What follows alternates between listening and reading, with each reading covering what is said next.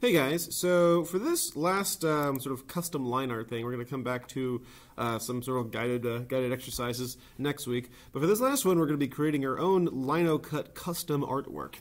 Now, the idea with Lino cut is you can make some pretty abstract stuff. You can create little flower petals. You can do all this, but you can also kind of create this sort of simulacrum of what we had done before with our low poly portrait, but a little simpler and a little more abstract.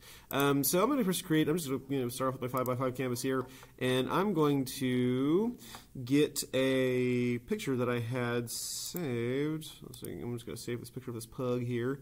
Let's save this image, and I'll just save it here under Documents. And what I'll do is I'm going to come in here to my Illustrator, and I'm just going to drop it on in. So let me get this out here. And that's a good big picture here. And you just want to get whatever part you want in the frame here. So I'm going to get this down to where it fits in the artboard, the face here.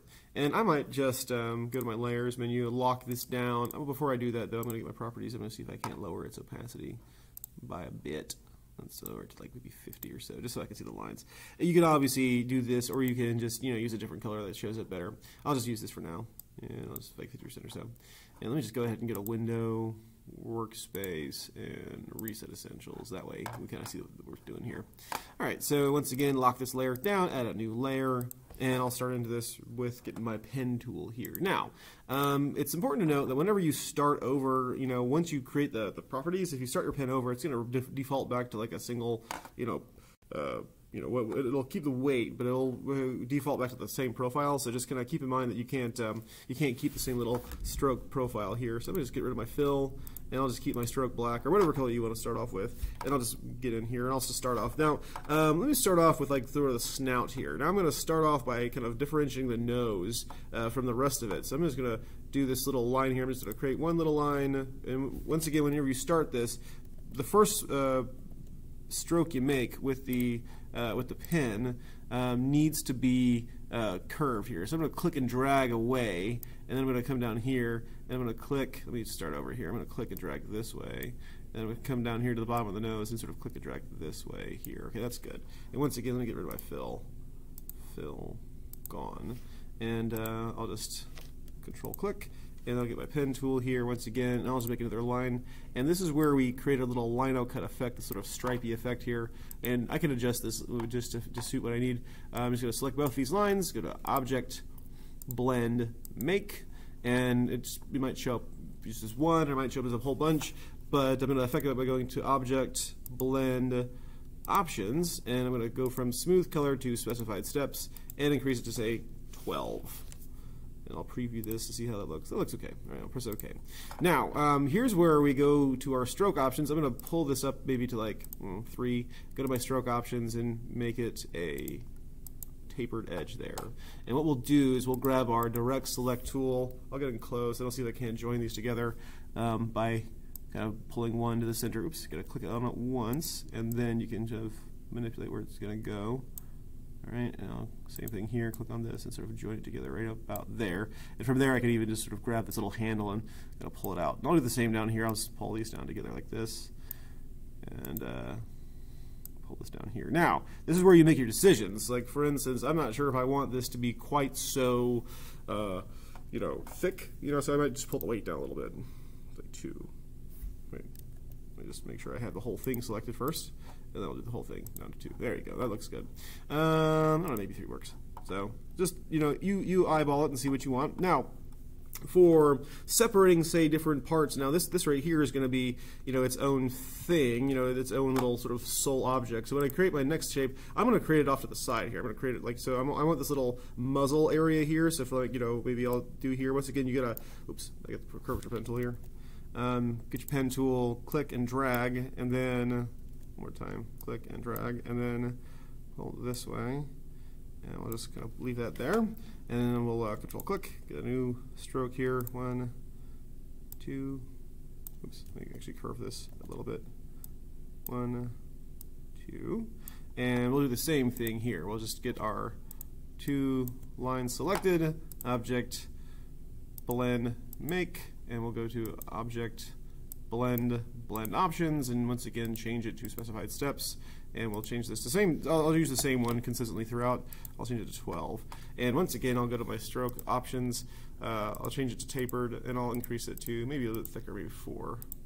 And we'll once again sort of have these merge together at the end by getting our shape builder tool here and kind of, oops, Alt and scroll up to zoom in here. I'll just click on one of these points here, and I'll just drag this over slightly to join up with the other one, and I'll bend this path a little more extreme like that. Okay, that looks good. And I might do the same thing here. I might sort of increase this and pull this out a bit just to sort of see if I can't match the muzzle shape here. That looks good. It's looking better. All right. Okay. And so this looks okay where it is. I might, let's think here. I might pull this back a bit just to kind of fit in there. So that looks okay. So because it's sitting there. If I wanted to say, for instance, make this sort of come together towards the end, maybe I could just click on this and just click on one of these points here and pull this up a bit, and pull this up a bit as well. Could do that as well, and so the whole idea is that they sort of connect together. So that's another way of doing it. Now we'll do the same. I'm going to actually take this shape here, and I'm going to right click on it. I'm going to say transform, reflect, and I'll make a copy. And I'll just take this copy here, and I'll just drag it on this side. And I might need to make some adjustments just to get my direct select tool and just grab it. So just think about in terms of symmetry. You can reuse shapes and stuff, and you can reuse things. But this is the idea. This is the real main point of this. So this shape here interferes with both the nose and the other side of the muzzle. So I'm going to do a couple of little, shall we say, adjustments to this. Now the first thing I got to do, I'm going to my blend tool, my move tool here. Select your blend. So if you want to cut away parts of the blend and keep that same sort of like effect, we're going to go up here to Object, Blend, Expand, and then we'll take our pen tool here and we'll draw a little shape to sort of mimic the shape of like the whatever it is I wanted to interfere from. So I'll just click over here and I'll just pull this out, and I might just make a whole shape here just to see what we're looking at. And I might just actually change the stroke color to like red or something so I can see it better.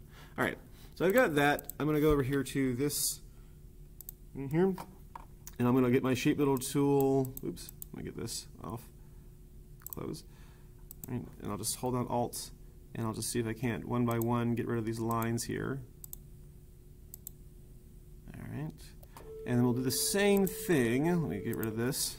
Do the same thing for the nose as well. So you just want to, wherever your shapes are interfering, we'll just take this and just sort of pull it around. Oops, got the curvature pen tool here. Let me get the actual pen tool.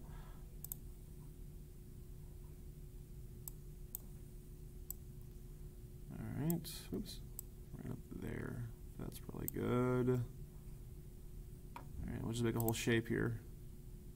And once again, we'll just select both of these, get the shape builder tool, we'll do Shift M, and one by one kind of get rid of all these little lines. We'll just click on the line itself to get rid of them.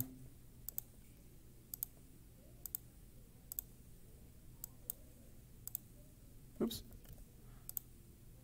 Anytime you do something you don't want to do, just Control Z and it goes away. All right, good. All right, cool. All right, so what I'll do is I'll just kind of grab this and pop this away.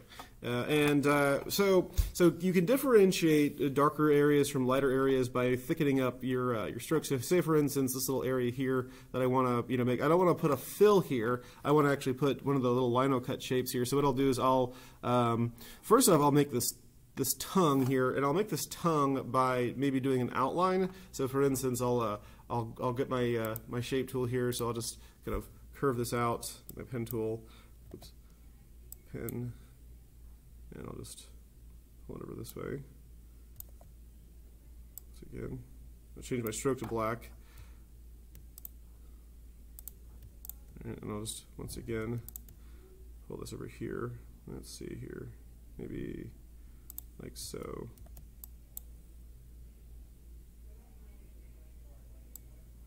Okay, and I'll make a little blend for these things just to create like the sort of outline of the tongue.